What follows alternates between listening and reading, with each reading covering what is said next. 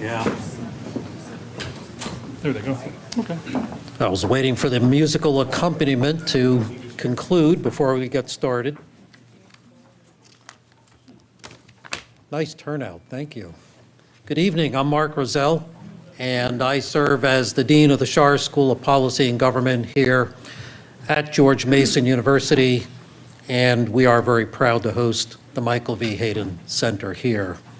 It's great to see all of you, and we have over 1,100 persons who have signed up for both the in-person and also the virtual participation in this forum. And at last count, attendees are from 43 states, the District of Columbia, Puerto Rico, and 20 countries. A warm welcome, therefore, to those of you online from Australia, Brazil, Ecuador, Barbados, Canada, Costa Rica, Mexico, France, Germany, Italy, Portugal, Romania, Spain, Sweden, the United Kingdom, Jordan, the UAE, Malaysia, Nigeria, and South Africa. Welcome.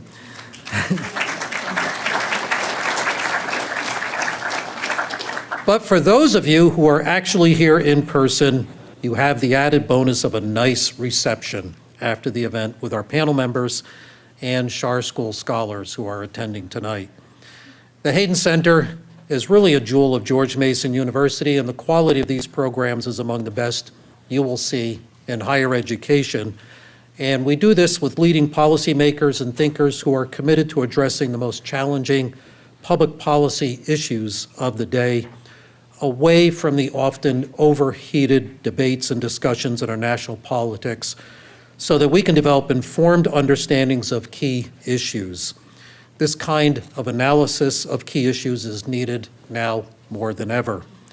When the Schar School was founded in 2016, our benefactor, Dwight Schar, expressed his hope for programs such as these that are nonpartisan, non-ideological, all about good government, good public policy, wherever it comes from, regardless of party or ideology.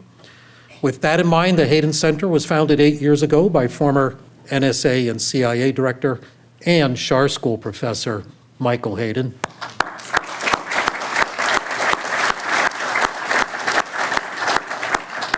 And the Hayden Center has been a prominent voice in explaining and demystifying intelligence and national security issues. And if you missed some of our past programs, we have all of them on the Hayden Center website and YouTube channel. So again, thank you for attending. Hope to see you at many more of our events in the future. And I now welcome to the stage, are you coming to the stage, Larry? Yes? You're going to stay right there, okay. The director of the Hayden Center, Larry Pfeiffer. Larry?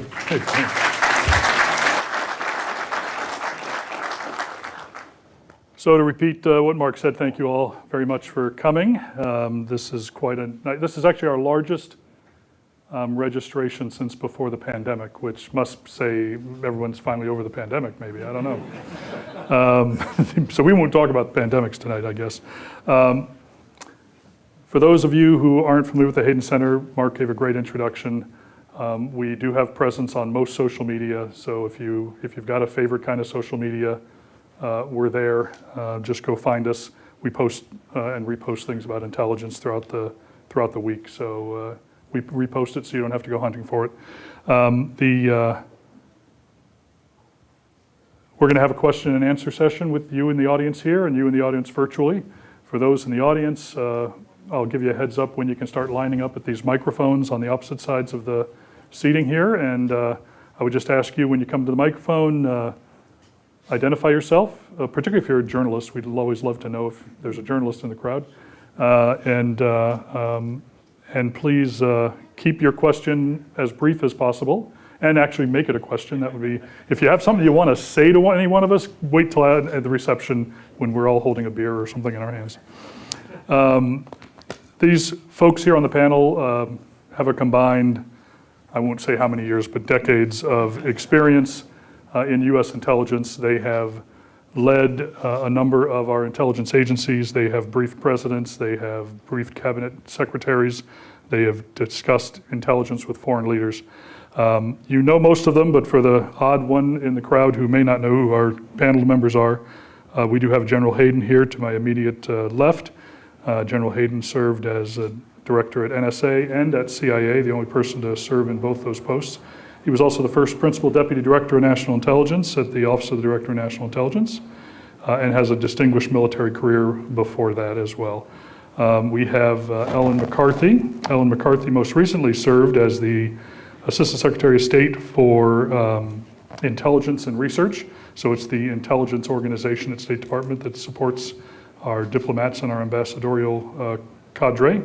But she also had a number of years at the National Geospatial Intelligence Agency as their chief operating officer. She spent a number of years in different positions at the Undersecretary of Defense for Intelligence Office. She has had 6 years in different jobs at the U.S. Coast Guard, which I think actually we can lean on some of her experience there if we talk tonight about what's going on in the Caribbean, not the hurricane. And she served as the president for 3 years of one of our favorite organizations, the Intelligence and National Security Alliance. If you're not familiar with them, Google them, look them up. They put on great events like this, but they work closely with industry, and they do a lot of great things to help you prepare for a career in intelligence as well. And then lastly, at the end, we have John Brennan. John Brennan, most of you know, is the director of CIA from 2013 to 2017. He served as President Obama's Homeland Security Advisor from 2009 to 13. He was the founder and first acting chief of the National Counterterrorism Center and its predecessor that, I can't remember the name of it, TTIC. You remember acronyms in the government, you don't remember what they actually stand for. And before that, had a good 25-year career working as a CIA analyst and a stint as a station chief in Riyadh. So tonight, we're going to discuss the major national security challenges facing the United States today and how the intelligence community is organized and must adapt to meet them. So I will open the question broadly and ask each of you, what do you believe is the most significant national security challenge facing the United States today? And is that different, and how is it different from when you held your posts? And I'll start with you, General. Sure. So I was talking to the new CIA director, George Brennan. Burns. Burns? Burns, thank Yeah. you. Okay. So he called me right before going to Congress for the first time. And I said, we talked more than a half an hour, okay? And I said, well, you know, it's China. It's really China. Okay, I got it, thank you.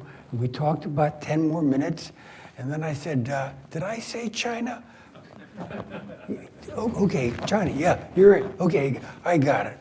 And then about 10 minutes after that, we're hanging up, and I said, you do something about China, right?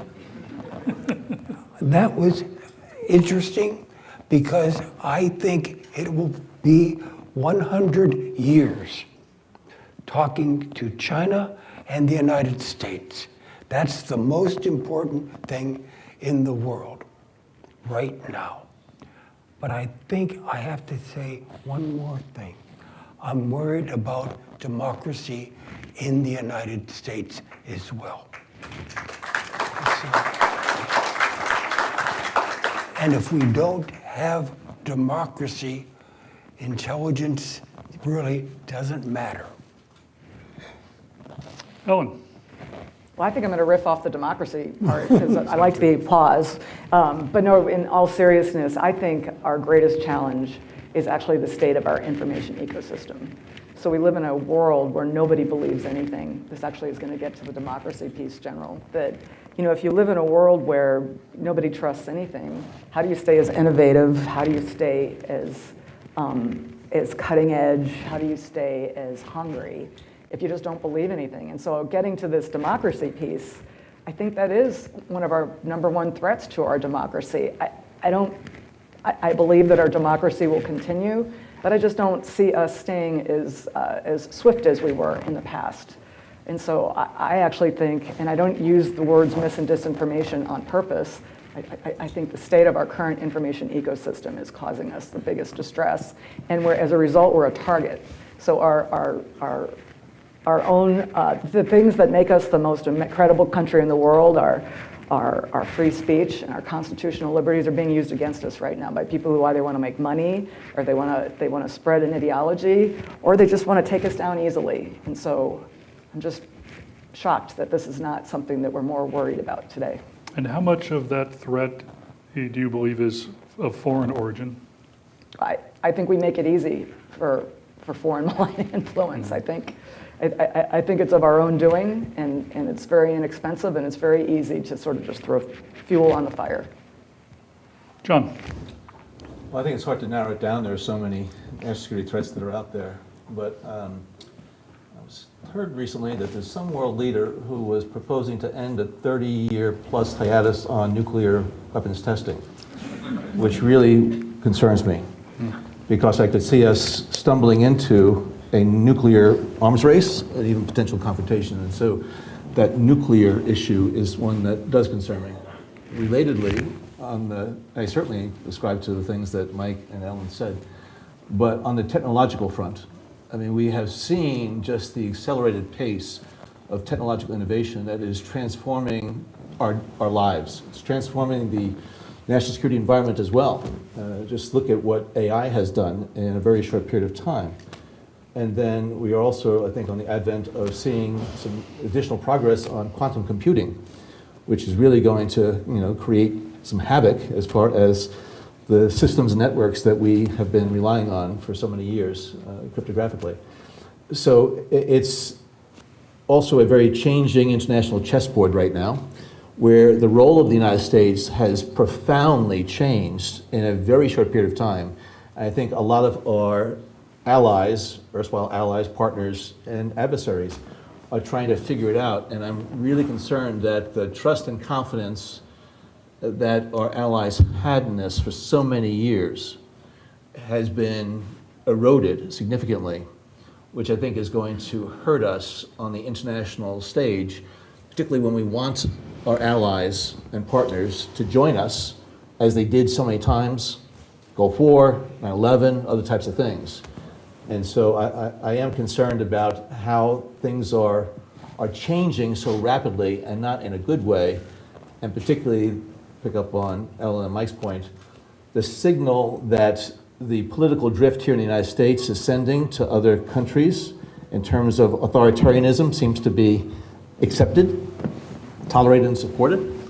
That is something certainly that is worrying from the standpoint of looking at the arc of history since World War II, where we thought that democracy was the one that was ascendant and ridding colonial powers and authoritarian regimes. It seems like we have taken a step back, and the role of the United States in that, I think, is particularly significant.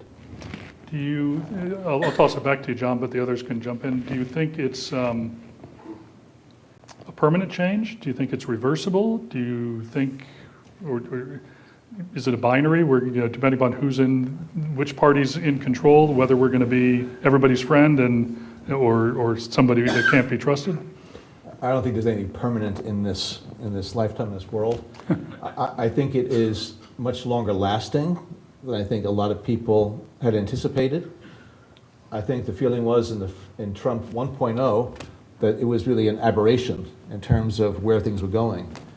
The fact that Donald Trump was elected once again, I think it really reflects the sentiment in this country, in a large part of this country, the electorate, that really do support a much different approach to international relations on the part of the United States, as well as a much different approach to tolerance and democracy here in this country, to include, I think a lot of people, unfortunately, are okay with the weaponization of the Department of Justice, of the FBI, of the hollowing out of some of our intelligence agencies in terms of expertise, the actions that are being taken in the Department of Defense. Unfortunately, I think there are folks who are out there who are applauding that. So I do think, although I wouldn't say this is permanent, I would say that this is certainly more enduring than I certainly would like, because I am not somebody who believes that that trend is a positive one. General? Yeah, so a lot of times they call me and say, can you come here and talk with me?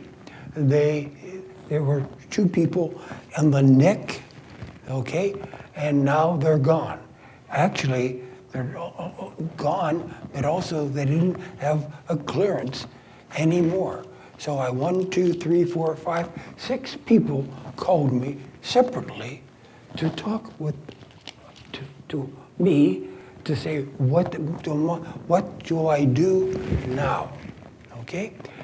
If you do that for 1, 2, 3, 4 years, it'll take 10 years or more to get back to what we are doing now. So that's really concerned.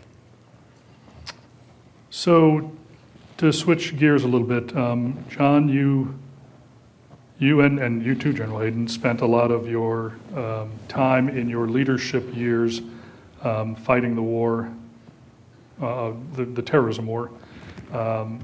We clearly, as you described, have entered a new era of foreign relations, a new national security paradigm, one in which perhaps terrorism has been de-emphasized. Do you believe that, is there any concern that we're taking the eye off the ball? Do you think an appropriate amount is being applied against it, given the successes we had in the war? And then thirdly, and the rest of you can jump in here as well, we have organizations being declared terrorist organizations, particularly counter-narcotics related gangs in the Western Hemisphere. I'm just curious as to thoughts you all may have on those designations and the ramifications of those designations with regards to how they're dealt with. Well, clearly, I'm not working in the government right now in the intelligence community, so I don't have real insight into how they are apportioning the resources and effort. It's one of the things that the U.S. intelligence community really needs to do, is to figure out how they're going to make sure that they are covering all of those issues globally. The United States, more than any other country really, has that global reach and responsibility. And I think the intelligence community, certainly my old organization, CIA, I'm sure is trying to figure out, okay, we take these resources and dollars and personnel away from fighting, terrorism, because as much as we did before, because Al-Qaeda has basically been, dismantled. But that doesn't mean that there aren't still sort of terrorism concerns that are out there.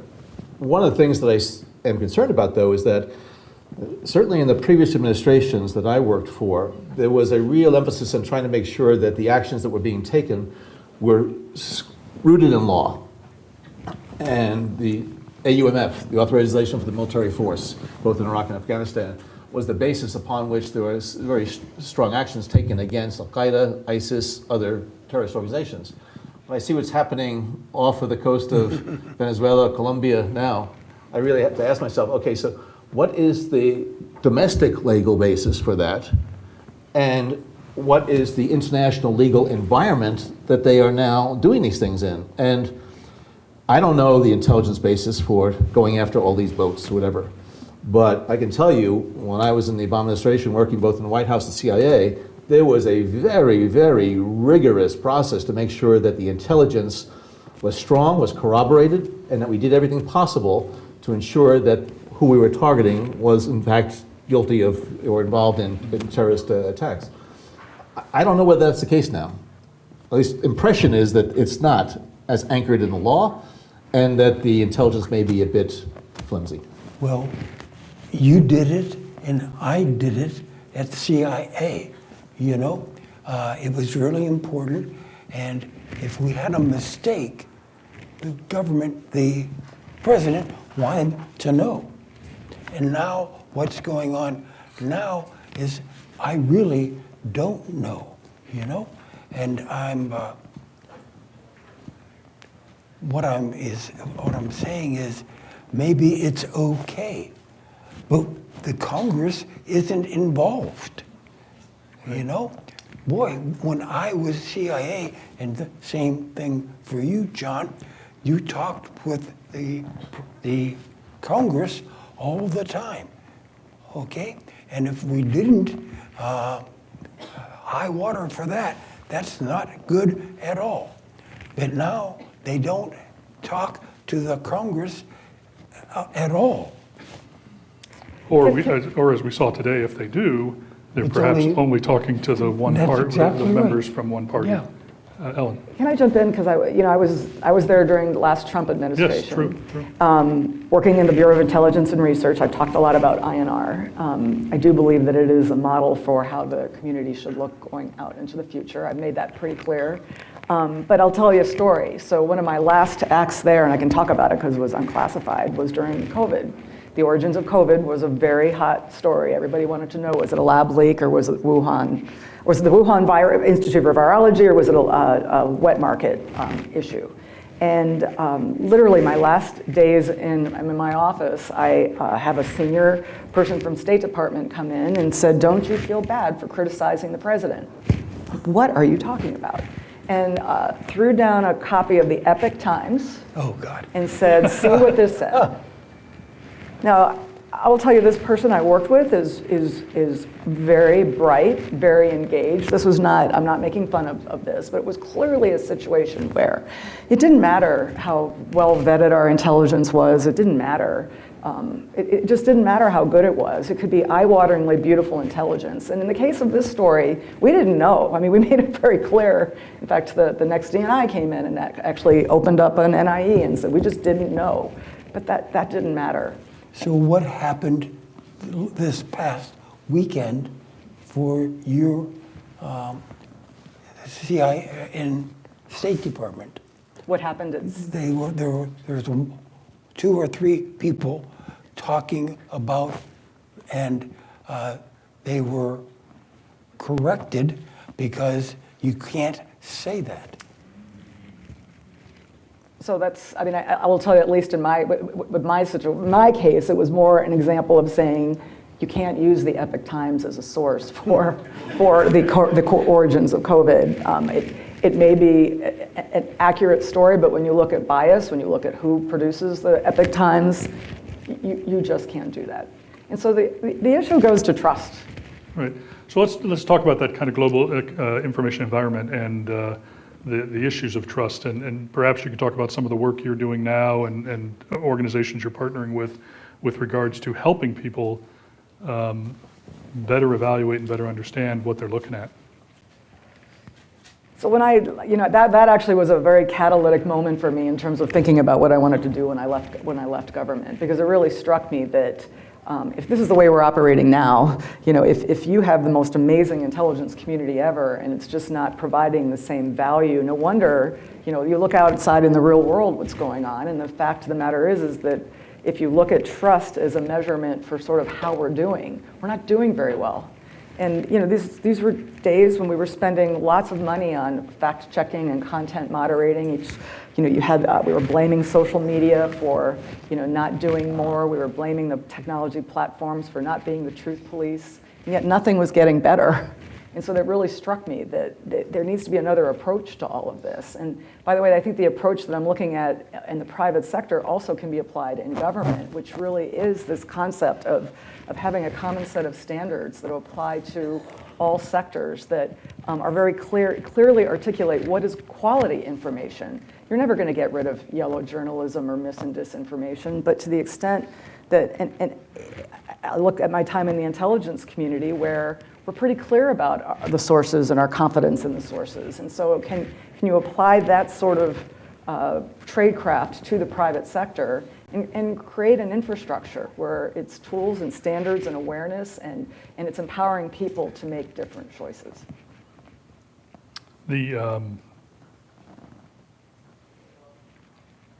Since we've talked to you and we talked a little bit about state INR, from a diplomatic perspective, how well is U.S. or has U.S. intelligence supported our foreign policy objectives? From your experience, what kind of role do you believe an organization like State INR has been playing in the Israel-Gaza situation or the Ukraine-Russia situation. We see a president who uses special envoys who kind of operate around the fringes of State Department, and he's not alone. Previous president did the same thing. Just curious, we've seen some shrinking of State Department, some shrinking of State INR. Just would welcome your thoughts on what's going on there and what, from your background. I was very blessed in many ways. During my time in INR, we had an incredibly close relationship with CIA. INR is very small, so it's pretty good at leveraging the other intelligence agencies, but particularly with CIA. So I really believe, and you also happen to have a secretary who had been the director at CIA, so he totally understood. He was an avid consumer of intelligence, and so I think in that regards there was so much possibility, because I always thought the beauty of INR was that it actually sat in the same spaces with the bureaus and the assistant secretaries, and was working with the embassies and working with the teams at the embassies. And so as a result, you had that connection, you had that familiarity. And I think, I can't speak to where it is right now, but I just thought that actually put INR, and in many ways CIA again, it was hard to put the dividing line between their analysts, but it really put them in a place where they understood what the policymaker really wanted and needed and what their motivation was.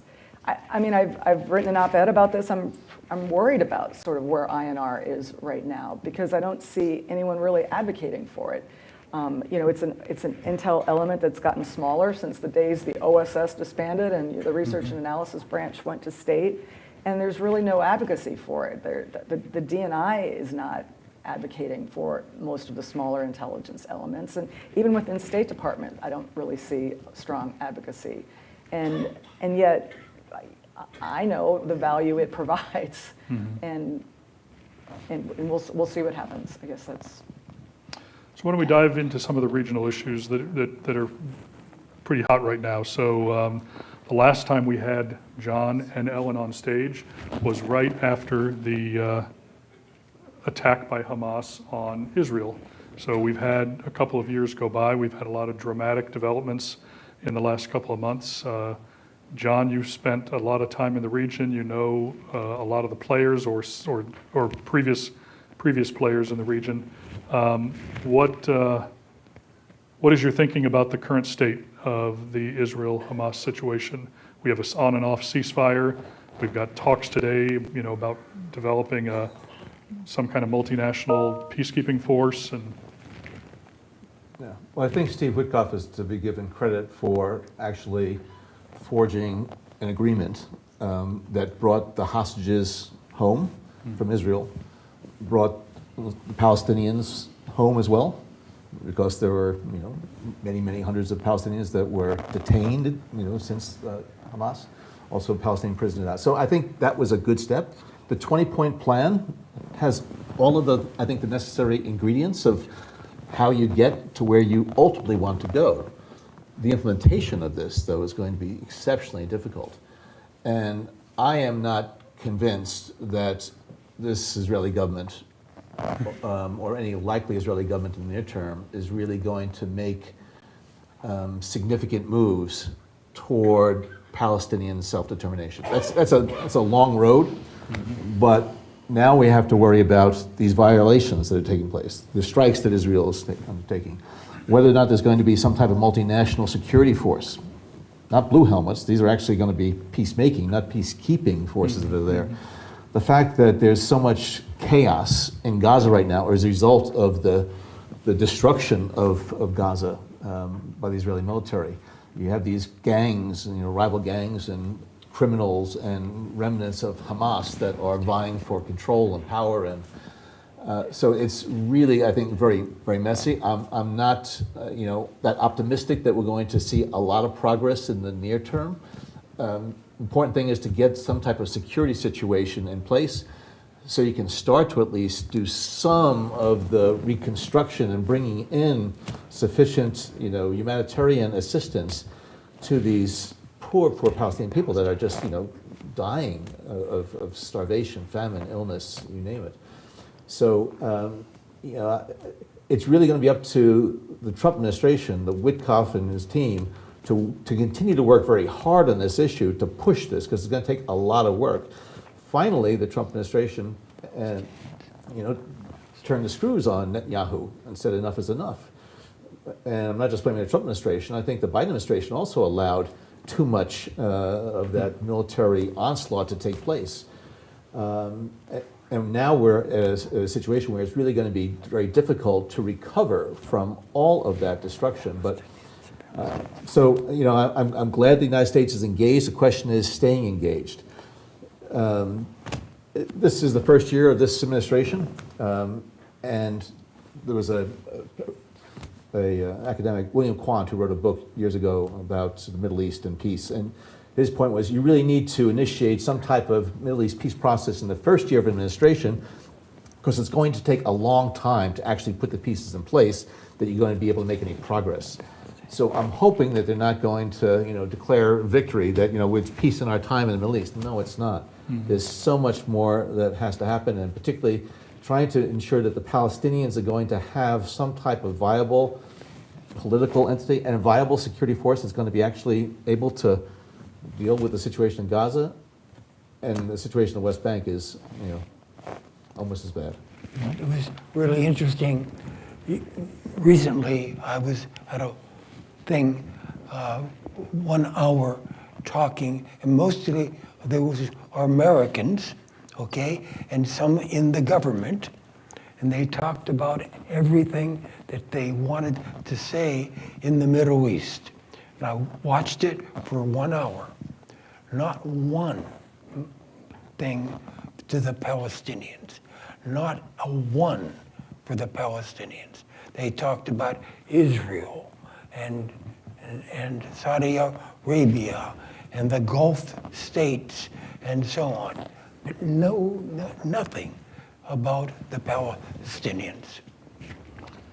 So the other major player in this game has for decades been Iran. We've seen Israel push back hard against Iran and its proxies in the region. Ellen,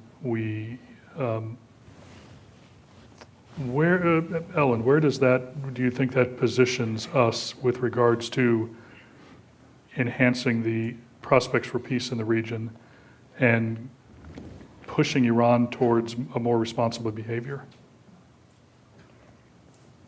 I've got to make sure I understand your question. So where do you think Well, Iran. I know How Iran. badly have they been pushed back? Have they been pushed back hard enough that they may become a more responsible player? Or do you think that they're just going to sit back, lick their wounds, and begin to rebuild what they had before? There's been a vastly different sort of foreign policy objective from the first Trump administration to this one on Iran. And so I can't speak, do I think that they're going to, I do think they're going to come back. I personally don't think this is the correct approach. I actually preferred the foreign policy from the first Trump administration. So it's the whole of country sort of approach, which was, really looking at it from multiple angles: economic, defense, nuclear. So I think I'm a little bit ambivalent right now on how I think this outcome is going to be. They're still out there operating. We were just talking earlier about what's going on in Venezuela right now. Iran is still very much walking around Venezuela, operating pretty much freely. So I don't see this as the long-term solution, but I'm not in government right now. So Fair. I'm the same way. I think in 1 year, the Israeli Air Force will bomb Iraq, Or Iran. or Iran, period. Okay? And they want to do that more or less 1 or 2 years, and they're going to bomb it. And Israeli wants to do that, and we shouldn't do that, but I'm afraid maybe they can. So you're anticipating an almost regular Ex- rotation of bombings Yes. of Iran to keep their And- nuclear program down, It to keep doesn't, their... it doesn't matter, Yeah. nuclear or somebody else. John, thoughts? Iran certainly has been hobbled as a result of what has happened, with Hezbollah and Hamas and the Houthis and others, so they don't have the capacity. They're a bit on their back foot. I think they're trying to figure out exactly how to navigate the current political shoals with the Trump administration. There's supposed to be some talks about, reviving some type of nuclear negotiations that are going on there. I don't think the Iranians would trust the Trump administration at this point, but they are still in very dire economic straits, which is what prompted them to have the JCPOA in the first place. So I think they will look for opportunities maybe to try to enhance their economic situation or to improve it. The internal political dynamics in Iran, I think, are going to be most subject to some type of change or perturbation once the supreme leader goes, and he's going to go, within the next, couple of years.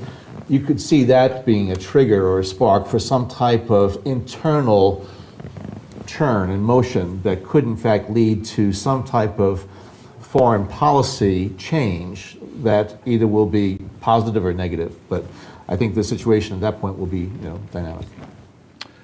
You spent time in Saudi Arabia. You knew a number of the kings and princes that were around then. Obviously, there's been some changes since then. What do you see as the role of Saudi Arabia in the current situation with regards to Iran and with regards to Middle East peace? Well, for many years, Saudi Arabia and the Gulf Arabs were really ignoring the Palestinian issue. They felt that they could put it on the side burner, which is one of the reasons why there was agreement for the Abraham Accords, the UAE and Bahrain and Morocco, whatever, because they thought they could, just move forward and forget about the Palestinian issue. October 7th really was a wake-up call, I think, to the Gulf Arabs and to the Middle East as a whole, that the Palestinian issue is still going to fester and be a real problem until it's addressed in some manner. So I'm glad to see that Mohammed Salman has basically resisted the Trump administration's entreaties to be able to establish relations with Saudi Arabia, jump on board with the Abraham Accords, until there's some meaningful progress, at least on the peace process front, that gives the Palestinians at least some glimmer of hope that there is self-determination in the future. Mohammed bin Salman, I think he has learned from a lot of his mistakes. The dismemberment of Jamal Khashoggi. I think he's realized that there are other ways to be able to ensure that he's going to maintain control and power. He still incarcerates a number of people inside Saudi Arabia who would have the audacity to criticize him. But he's made a lot of changes internally in Saudi Arabia. On the social front, I think they're positive. And I do think Saudi Arabia is going to be a key player not just in the region, but globally in years to come. And his relations with China, with India, with Russia, and the United States. I think Mohammed bin Salman never wanted to be seen as sort of a vassal state of the United States. Want to make sure that Saudi Arabia is able to use its heft, its checkbook, and its influence, and its energy policy in order to make sure that it can put its imprint on a lot of issues, not just regionally, but internationally. So, moving to another geographic region, Russia-Ukraine war. It was reported in the last 24 to 36 hours that there's been a disagreement in the intel community as to whether Vladimir Putin would be interested in doing negotiations or is absolutely no interest in doing any kind of negotiation. Interestingly, it was CIA that took the more positive perspective, and it was the State Department INR experts who said, "Oh, it ain't ever going to. It's not happening anytime soon." I agree. So, thoughts on Ukraine, Russia. Where are we? Where are we going? Can Ukraine win this? Can Russia win this? Is it a forever stalemate? Sorry. Well, I do think INR is right. They are a lot. This one I find so confounding. It's every day it's something new. The president talks to Putin, and we're done. And then he's mad at Putin. Like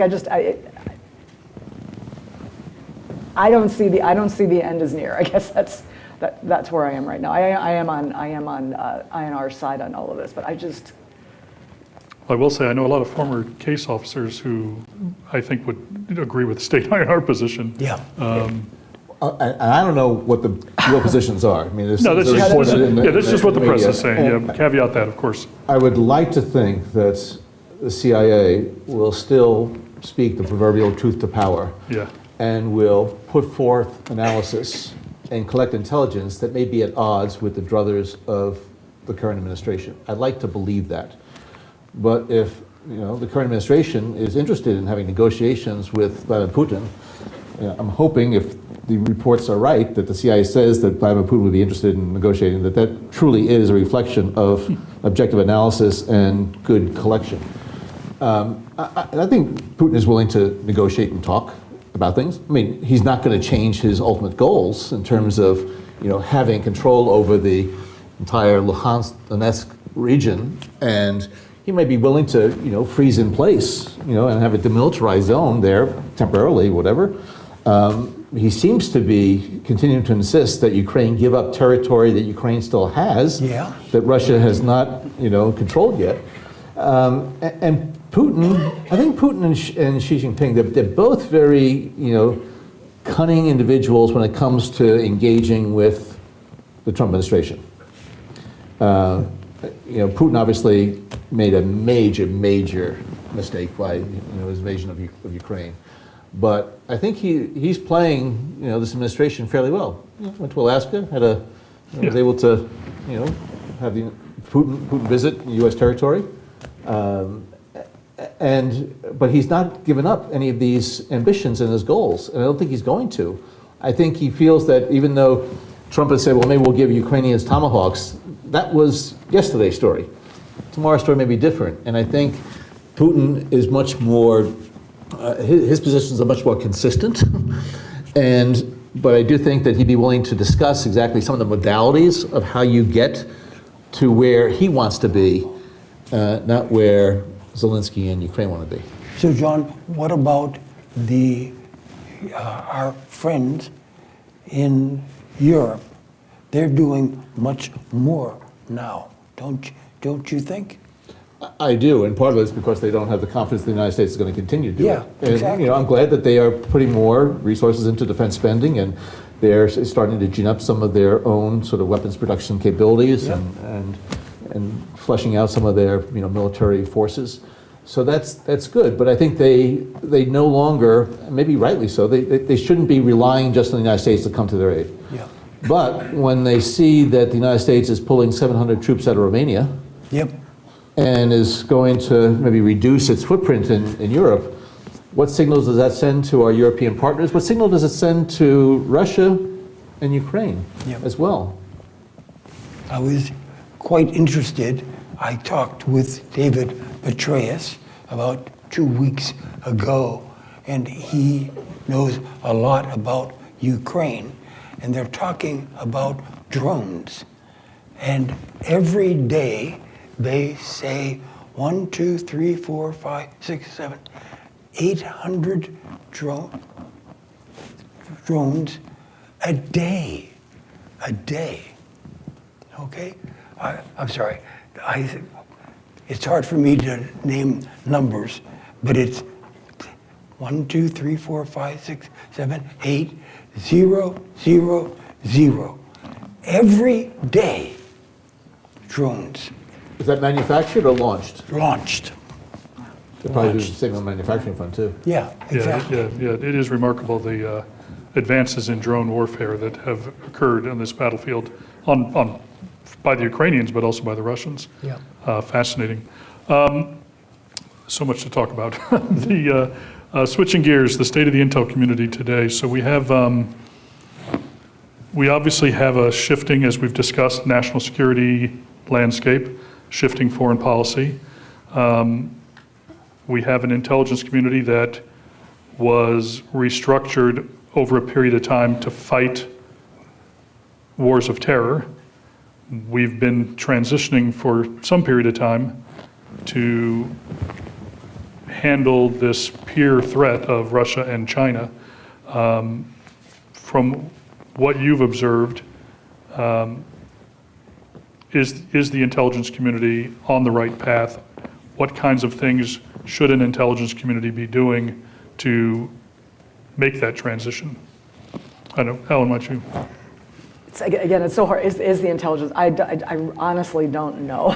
Right. I see what I'm reading, and I'm seeing that the DNI certainly is worried about politicization of intelligence, is worried about more transparency, wants to be leaner. But I haven't seen the things that are being done to actually. I'm seeing stuff getting taken apart, but I'm not sure I'm seeing what the vision is to do the things that she says she wants to do. You see the DNI is worried about politicization? Am I sure I heard that right? I'm sorry, did you say that? I didn't say that. I have a witnesses. Yes. Worried about it? She's worried about it? Well, don't you think? Worried about doing it? No, she's worried. She's worried about. She says she no longer wants politicization of intelligence. Okay, right, but let's talk reality. Let's talk. Okay. Well, because there's an active politicization effort going on right now, and that's why I know this, right? Okay, yeah, I just worried. No. I think I gave a great example when the Epoch Times was being used because we're criticizing the presidents. I think there's this perspective. This whole deep state concept is certainly not gone away, and so I do think that she really views it as her role to take on all the politicization of the intelligence community. I don't believe that. I've spent 40 years in the intelligence community. I don't believe there's a deep state. I've worked in 8 different agencies, haven't seen it. But certainly that seems to be where her focus is right now. She's taking apart elements that she believes were politicizing intelligence, the Foreign Malign Influence Center. Anyone who touched elections is now gone or they've had their clearances removed.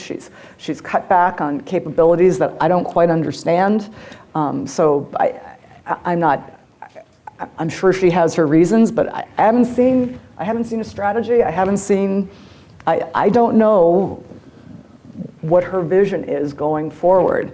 I have a lot of ideas, but I just haven't seen that yet. I have ideas of what I would do if I was there right now, but. What would you do? Well, I think, and there's a couple people in here who are very passionate about this topic, that there's an incredible opportunity right now to really look at how we deal with publicly available and commercially available information. And I think in some ways, this is an incredible time right now to look at how we're incorporating our relationships with the private sector, how we're using data, how we're I think there's incredible opportunities right now. I know the Hill has taken some of this on in the Intel Authorization Act right now. I think there's more that we can do, but I'm not seeing the current DNI actually talk to this. Or maybe it's being said and I just haven't heard it. No, that's exactly correct. What you're saying is great, and we have to do more. Right. Yes, indeed. But the DNI is gone. Okay, she is. It's all CIA. Okay, and we're both CIA directors, but that's not a good idea.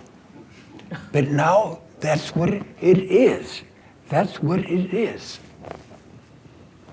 You look like you want to say something. Well, I don't think it's any secret that Tulsi Gabbard didn't have a lot of intelligence experience or background when she was nominated, and she's been in there. And I also don't think it is a secret that a lot of people are very concerned about the ongoing politicization of the intelligence community as a result of the leadership of the ODNI, CIA, whatever. And so it really worries me that the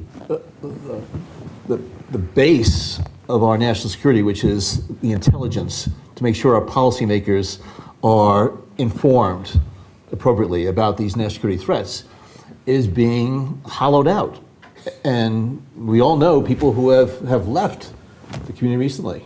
And so that's what really does concern me. And I agree with Ellen. There's a lot of reforms that can be and should be made in the intelligence community overall. I tried to, have some reforms within CIA. I really do believe that with all the different types of capabilities we have now, whether it be open source or private sector, technology, and human, and whatever. There needs to be much more integration and interoperability and connectedness of it. But the intelligence community is a large and frequently unwieldy, community, and so trying to get people to work across the stovepipes, whatever, is difficult. INR and CIA had a very close relationship. NSA, I was the Deputy Executive Director of CIA when Mike Caden was the Director of NSA, and we had a lot of conversations about how we're going to bring those capabilities together as opposed to doing it separately. And to me, I think that's where the real benefit in Delta is going to be, if we get people at the leadership level to really be thinking about how we're going to play this as a team and how we're going to take into account the fact that the technological landscape has changed profoundly, so that the types of intelligence that we were involved in and pursuing 20, 30 years ago is now available in open source. Right. You don't need to waste resources and put sources at risk to pursue something that is obtainable in other ways. Right. I think that gets to the story I told. There is this absence of trust, and there is so much information out there that if you don't like what you're reading in the intelligence reports, you just go someplace else, and that's happening over and over and over. I agree. We have to take a team approach. I mean, I would also add, and certainly there's others who have talked to this point far more eloquently than me, that this concept of collecting classified information and putting together incredible assessments without really also putting some focus on the sense-making part of what the IC should be doing right now, which really gets to, I think, what you're talking about. It's operating as a team. It's maybe the days of Sherman Kent, maybe they're behind us right now. Maybe we need to look at how are we working with the policymaker. And I think that's where I saw INR as being a little different. Just proximity to policymakers gave them a level of understanding that I never had at Naval Intelligence or Coast Guard or USDI. Just being in the room as policy was being discussed really changed things. I mean, it's 20 years since the startup of the Office of the Director of National Intelligence. Right. And, I think it makes some sense to do a review. Yep. Looking at over the last 20 years, where our experience has been. I am so glad that there is a DNI, because before there was a DNI, God, the director yes. of CIA was also you the were- director of Central Intelligence. And there's no Absolutely. way one person can do both those jobs fully Yeah. and well. But that doesn't mean that the ODNI shouldn't be somehow reformed or changed or whatever. And maybe they have some brilliant strategic plans underway there.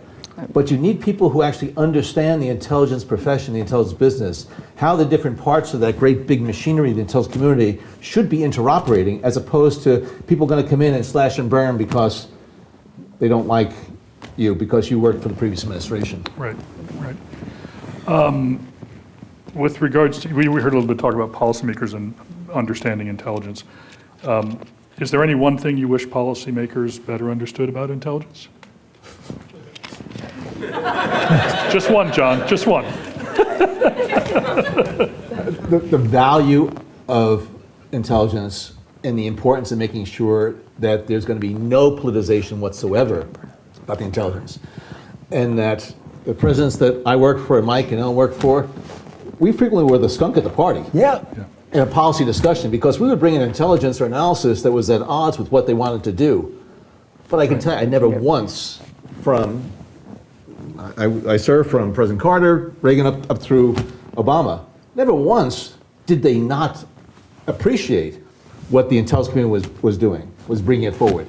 They might yell and scream, Yep. Right. but they needed to hear it. And the intelligence community leadership, at least throughout, of course, my career, were willing to stand up and to make sure that that intelligence was conveyed to the policymakers, the president on down. Right. That is so important, and I really do hope that Donald J. Trump will recognize the importance of that objective intelligence, that it's not just to support his policy instincts or interests. It is actually to give him a sense of what the implications are of pursuing certain types of policy paths, and also making sure that he understands the nature of the national security threats to this country.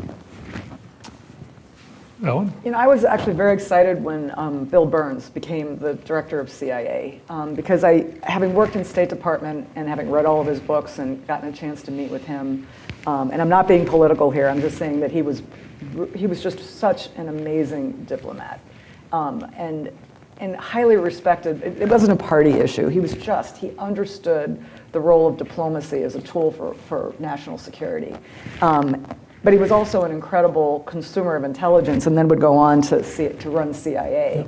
And I really thought that is the model, someone that totally understands how intelligence and policy can work together. And again, I wasn't in, but from an outside perspective, I thought that it was a very successful run.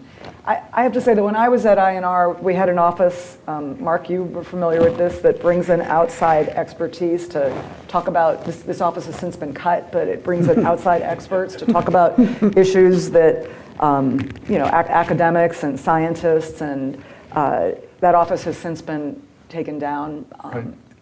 Removed, but it was all about sort of giving another perspective to things that maybe was even different than the intelligence. I also would like the president to know he's not supposed to announce covert action programs. Well, it's funny. That's where I was going to pivot. But before I pivot, though, we're going to go ahead and start taking audience questions. So if you want to line up at the microphones, we'll get to that in a minute. If you're online watching, we've normally used the live chat for our questions.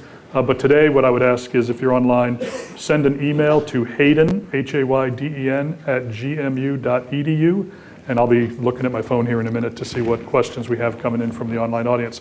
So covert action and the president, it is a tool that a president can use. John McLaughlin, who was acting DCI, former deputy DCI, used to tell me that he always found it interesting that the longer a president was in office, the more likely they were to want to rely on a covert action plan to try to solve a problem that had become intractable. Obviously, we can't go into a lot of detail about actual covert action operations or plans, but to speak more broadly about how an administration can or perhaps should use covert action. General? Well, in my experience, we went to the Situation Room and somebody said, well, how about covert action? It wasn't me. That's right, okay? It's somebody else. And then I would say, well, I'll look at it, and then 2 or 3 weeks later, we want to do that or not.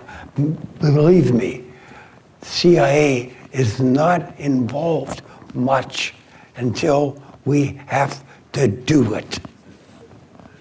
John?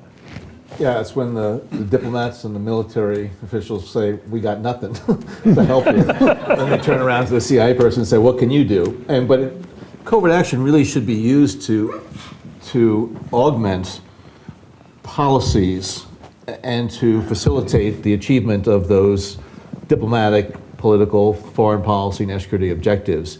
It shouldn't be sort of one-offs. And that's why there was a very rigorous process in the administrations that we all worked for before you would get to a finding, to make sure that you had the ability to understand how this covert action program was going to help you realize those strategic goals and objectives that you really are after. And there was 1, 2, 3, 4 sentences, and the first, second, third one was all that would go wrong. Right. Yep. Right. Every covert action plan looks to what could go wrong, or if it went wrong, what would the implications be exactly? And I know there's been a lot of talk, as John suggested, about covert action in Venezuela. We've seen press reporting about a CIA proxy group that has been arrested down in Venezuela. And people call me and ask me, oh my God, did CIA people get arrested? I don't know. I mean, an adversarial group could use the fact that there's a claim that covert action is being used in their country to go start arresting all kinds of people saying that they're CIA proxies. Anyway, why don't we go ahead and start taking audience questions? Sound good? Why don't we start over here? It should be on. Can you hear me? Yep. Okay, good. First, I want to introduce myself. My name is Tom Speciale. I've been a career intelligence officer for over 20 years, in the military for over 34 years. I recently left the DNI as a senior advisor for Tulsi Gabbard on counterintelligence and security. And in fact, I made many of the suggestions on dismantling some of the things that are being dismantled, and also made some suggestions on improvements, which I'd love to talk to you guys afterwards and get your feedback on, because hopefully it's going to be going to some important desks very shortly. I want to agree completely, Director, with your assessment on Iran being on their heels. We've got to keep them on their heels until they reform. We've got to do that. I disagree on the deep state, only because Trump says it's the deep state. But as we all know, it's really just the entrenched bureaucrats that run the country. I'll get to my question, I will. Yeah, please. But I want to establish sort of my bona fides on this question before I ask it, because I really hesitated to put you guys on the spot on this in public, but if you're not going to be at the after hours, I got to take my chance now. I was at the DNI when the first ICA was released regarding cyber influence on the 2016 election. I was there, I was working in the NIM, I read it. I also was involved in setting up the Principals Committee meeting that took place in December that resulted in President Obama directing a more fulsome, because I understand the difference between a cyber ICA and a total whole-of-government ICA intelligence collection on Russian involvement or influence in the election. And I noticed immediately in the ICA, the second ICA, because I had access to the classified ICA, that there were statements in that ICA that were not supported with the sourcing that was associated to the ICA, specifically that that Putin had directed the action, and that Putin had, that the Russians were actively trying to support President Trump instead of just sow chaos. To your question. My question. There was an email that went around from General Clapper to yourself and Hayden. I'm sorry, not Hayden. That's right. Yourself and Comey, et cetera, that basically said we all got to get on board with this, otherwise it isn't going to work, basically. And I think that email puts everybody in the crosshairs.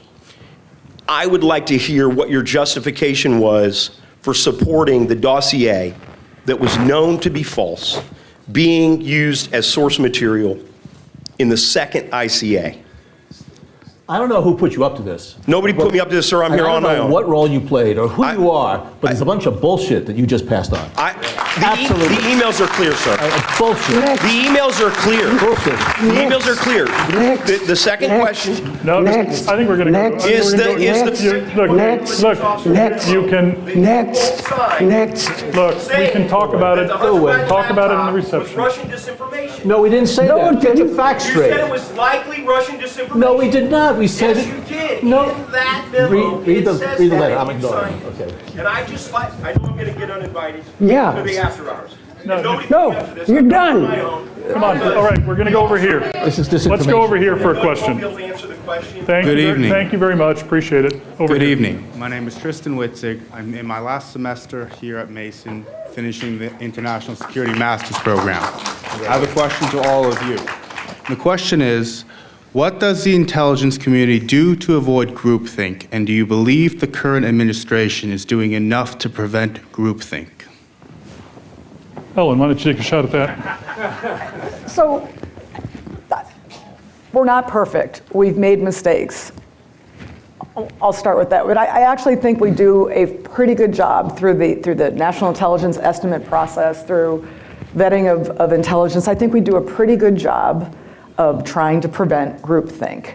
I think, again, my old shop, Bureau of Intelligence and Research, takes great pride in being obstreperous and not always agreeing with what other agencies will say. Sometimes they're right, sometimes they're wrong.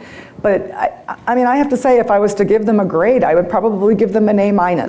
So we could do better. We have made mistakes. There have been certainly instances where groupthink has been applied. But I think the one thing that I love about the community is that we tend to learn from our mistakes. If there's not outside influence and taking a look at what we do it ourselves.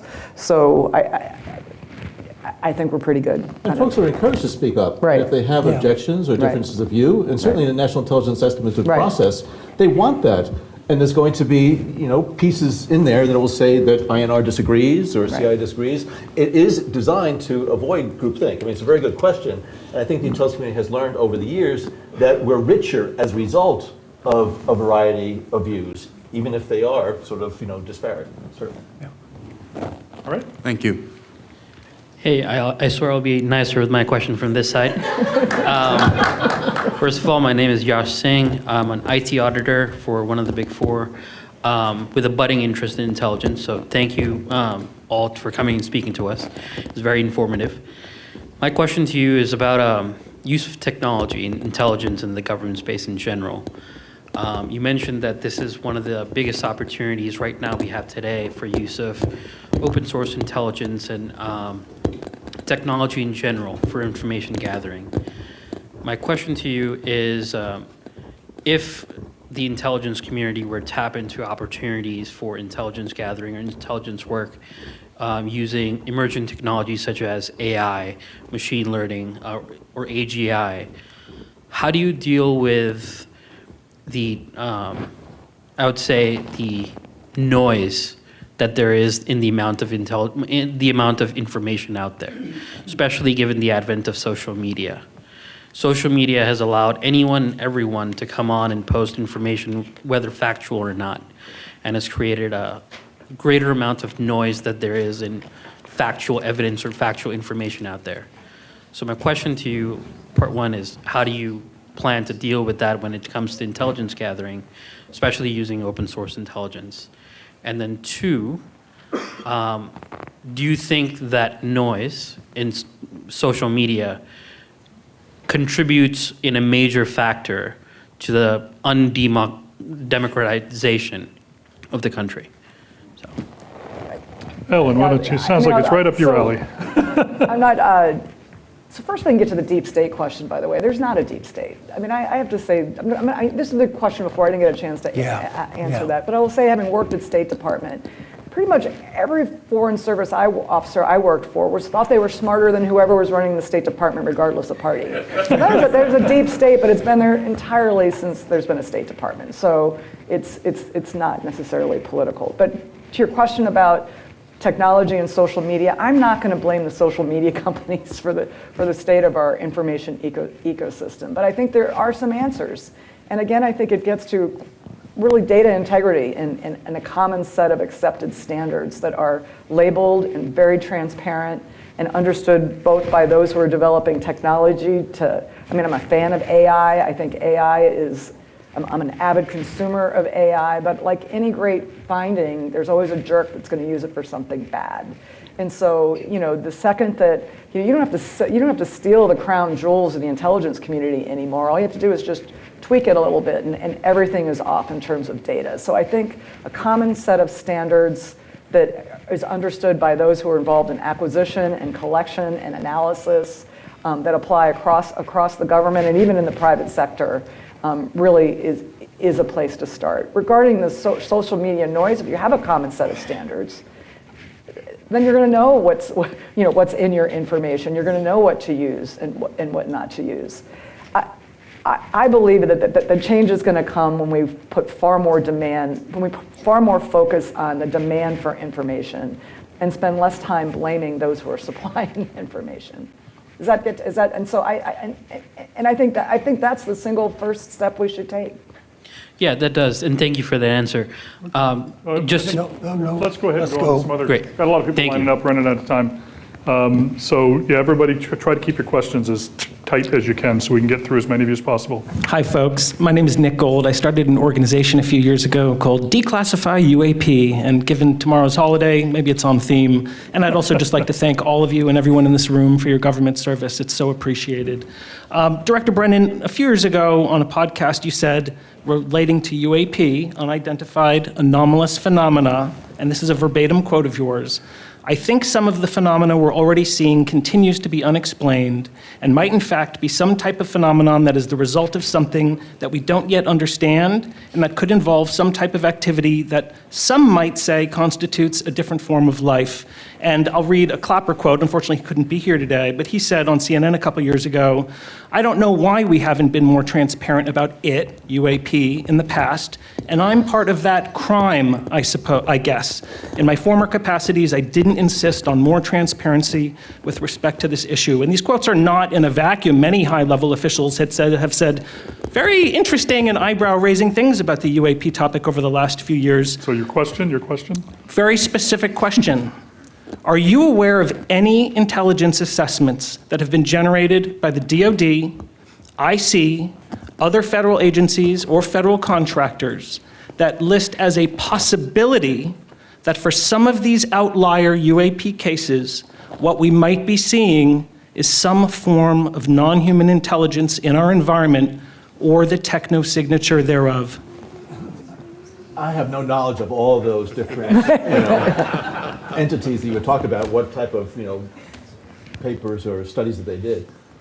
My point in that podcast was just to say, I realize that there's so much in this universe that we don't understand.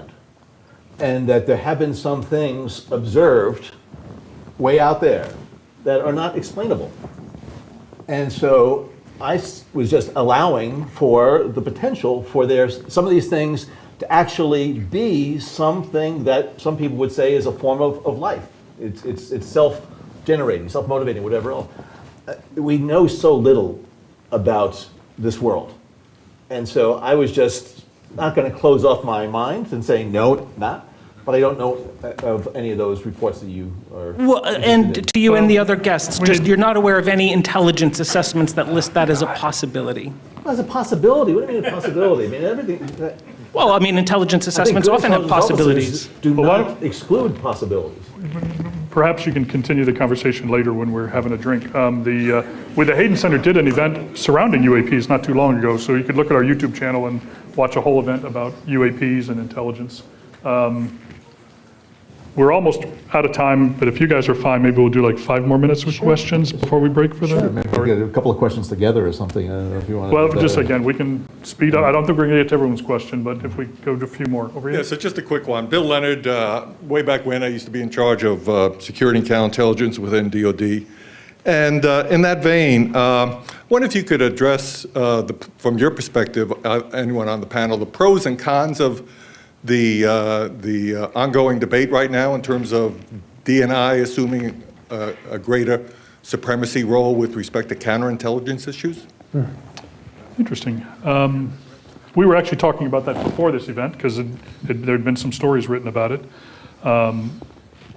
General Hayden, do you recall when the DNI stood up? Yes. There were conversations about how we should organize. That's exactly correct. But I was only there 1 year, and then I went to CIA. So I don't know exactly what happened after that, I'm afraid. At the stand-up of the DNI, they basically created this organization known as the National Counterintelligence Executive and gave it a modicum of powers to coordinate. I remember with the very first meeting at the ODNI to bringing together disparate elements working counterintelligence in the community. And right at the very first meeting, they found out that none of them agreed on what the definition of counterintelligence was. So, but John. There are so many dimensions of counterintelligence. I think the question is who might have primacy? But it's primacy over what aspect of counterintelligence? And talking about team sport, counterintelligence is a real team sport. Between the intelligence community, law enforcement, others, I mean, it's when the Russians interfered in the 2016 election to try to get Donald Trump elected, a judgment that has been validated numerous times. NSA, CIA, FBI, we all had to work together because there are so many dimensions of that, and also affects also, if you're talking about things that are happening in this country, trying to respect the privacy rights of individuals and citizens who may in fact be suborned by foreign intelligence services, it really is tough. And that's why I'm hoping that they're going to have some type of constellation of CI elements that are going to be able to work together. And the question of who has primacy over the analysis, the operational elements, the law enforcement elements. I mean, these are things that I think really need to be worked out among experts who have deep experience in the field.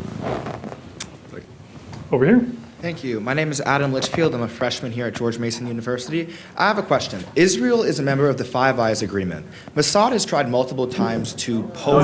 No, it's not. Not. No, it's not. Okay, but we still work closely in intelligence with Israel, right? My bad, I got that Okay. wrong. We still work closely in intelligence with Israel. Yes. There's been multiple examples of them trying to poach our intelligence officials over to them and try to sway them to their side.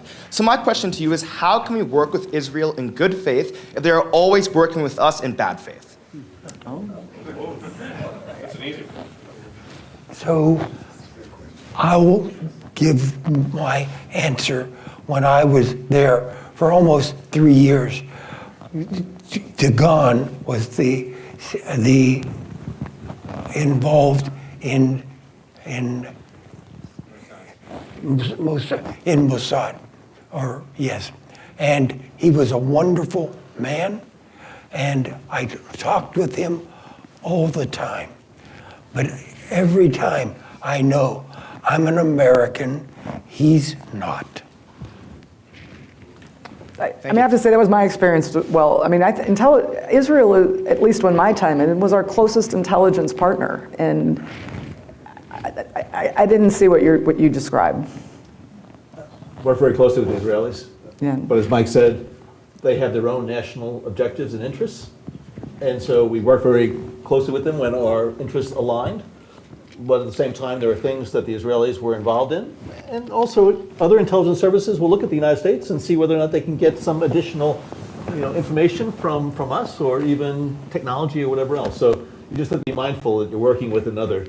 Yeah, you said it's the closest intelligence partner. I would say, the Brits. The Brits are pretty darn close, yeah. The Brits, and they're part of the Five Eyes. But, the Israelis have pretty tight. very aggressive operational, capabilities, and very good. Like I said, when I was there, the Israelis did some things that we wouldn't do. And they didn't talk with us at all. All right, so I'm going to take a question from the online audience because we do need to honor them as well. So the question from Michael Cerna is, what are your thoughts and advice on advising country teams, specifically in the Western Hemisphere, with the recent unprecedented attacks on alleged counter-narcotics vehicles? And do you have any concerns about these operations, at least as we understand them from the little bit we've learned from the government and the press? I think a lot of concerns that we've expressed here. I think a lot of concerns in that neck of the woods, okay? And I don't know what will happen to I'm sorry. What I want to say is, what do we do about different, in Brazil or Argentina and so on? I'm glad I'm out of that now. Well, one aspect of this issue is greater than the counterterrorism efforts that we took part in further afield, is the issue of U.S. persons, potential for U.S. persons to be involved in this activity, people having varying statuses of U.S. citizenship or residency. And we don't know. And we just don't know. Yeah. Any other thoughts on that? Again, when I worked in the Obama administration, there was tremendous value placed on all lives, not just American lives. And that's why there was great effort made to try to ensure that you minimize to the greatest extent possible any type of what's called collateral damage, injury or death to innocent non-combatants. I don't know whether or not the same care, especially when I hear the Secretary of Defense, not the Secretary of War, the Secretary of Defense, say that there's been these silly ROEs, the rules of engagement, that they're doing away with. That really worries me. The United States military, I think, has been really quite admired because we try to adhere to the laws of war, proportionality. And if you're going to push aside the rules of engagement, and you're taking these shots against these boats, again, I don't know what the intelligence basis is. I don't know how much confirmation, corroboration there has been about it, and whether or not they know everybody on that boat is a drug dealer. And even if they are, I don't know of any US law that says you can kill them, Right. or any international statute that says, yes, you can kill them. All right, I apologize. We're going to take one last question over here, and then I'm going to wrap things up after that, so go ahead. Good evening. My name is Max. I'm a graduate student at SAIS. Thank you all for your time this evening and for your service. I wanted to ask, as private citizens, what do you think the likelihood that FISA 702 gets reauthorized in April? And should we as Americans feel comfortable that our information or intelligence that's being collected in conversations with non-US persons is being appropriately minimized? I think it's my turn. So I like 702, but now I'm worried. You know what I mean? Because you're doing something a little bit different than before. And it was okay. It was good to do that. And maybe we could do the same. But now I'm worried about that. Because our government, well, I have a problem. I have a problem. So we did a lot for when I was there at NSA, a lot. And it was very controversial. And I'm good with that, okay? But now, I just don't know. I'm worried about that. So the concern being what population these tools may be applied against? Exactly Yeah. right. Yeah. Yeah. Okay. John, did you? I was going to say, when I was in government, NSA, FBI did their level best to minimize information related to U.S. persons. But when you're collecting information about somebody overseas who's in touch with here, there need to be the rigorous procedures. But intelligence officers, law enforcement officers, they're not perfect. And, we've seen that there have been issues that have come up. But like Mike, I believe that 702, the capability, as long as it's finely tuned and it's carefully overseen and it's regularly audited, and there are some strict rules, and there have been a number of refinements over the years that I think have been very good. So I'm hoping that there's going to be the appropriate and very judicious language that's going to be in 702 that will respect privacy rights of U.S. citizens.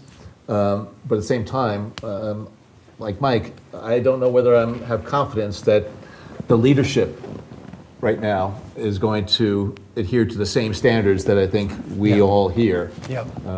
followed. Yep.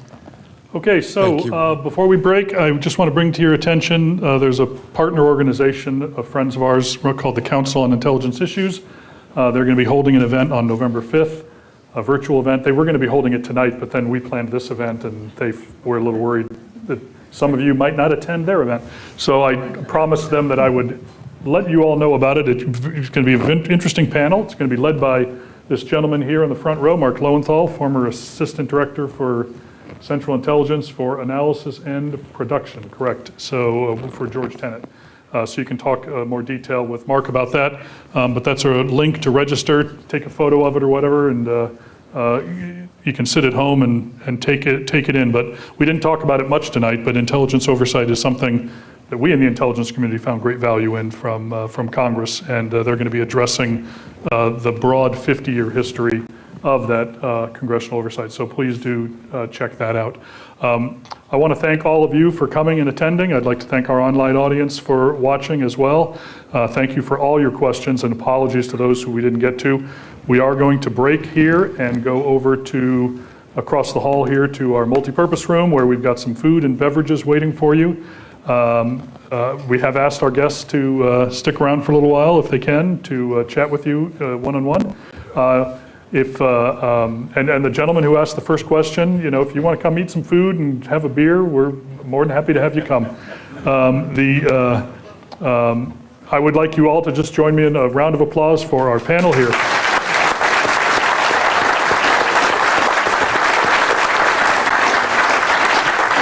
And I would ask you all to please exit the auditorium, make your way over to the multipurpose room, give us a chance to get our mics off, and get ourselves over there in a few minutes. Thank you.